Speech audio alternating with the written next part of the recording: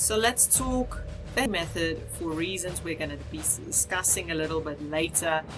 But let's start by defining this teaching method and its relevance in the TEFL world.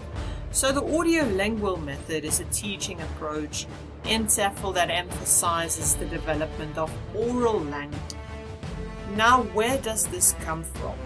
So the method is based on the principles of a concept called behaviorism that you may have heard of, suggesting that language learning is a habit-forming process.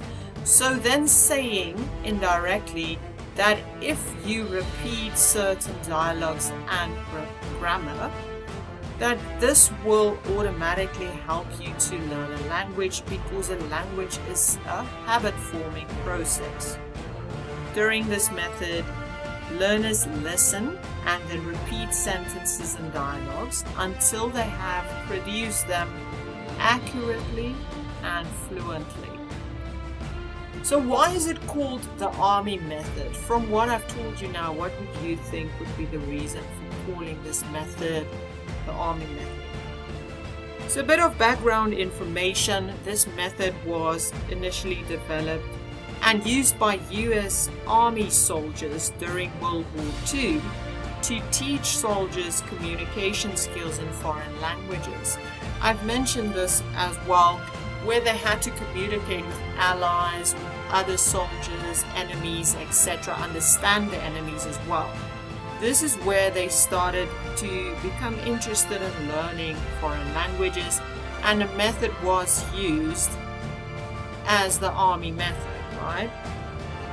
Also, the focus of this method, because it is so focused on drilling certain grammar structures into the students' heads, like sort of you can think about an army drill, right? So that's also where the name actually came from, and because of the repetition. Then later on, this method was actually adapted and then used in classrooms.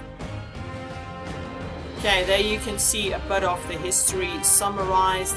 In 1950, started in the USA, World War I, and then led to innovation in language learning. So it's quite interesting how it started and how later, from being used by translators and interpreters in the World War, it was later adapted to actually be used in classrooms for grammar and pronunciation drills.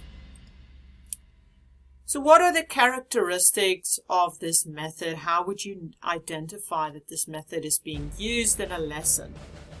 Firstly, it emphasizes listening and speaking, and therefore it's still used in many government schools in Southeast Asia, where they focus on teaching basic communication skills instead of getting the students to be fluent in language, right?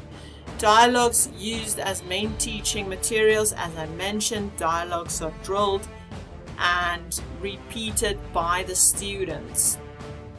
It's also called the Army method, and the use of the mother tongue is completely discouraged during this method.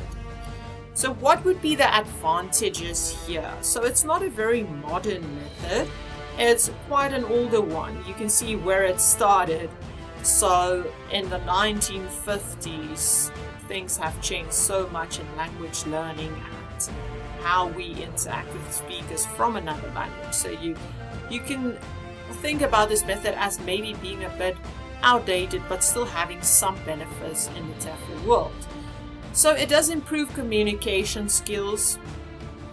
The focus is on dialogues. So it does help students to understand how a dialogue would work in the English language. It improves your listening and speaking skills and develops them quite well. And no translation is used, so the correct structures are actually being taught to students. But there are many disadvantages, which is why it's not really popular to use today. It's a bit outdated. People are saying it's a very mechanical method, a robotic way of learning a language, right? So you are being taught, how are you? Then the students have to repeat, how are you?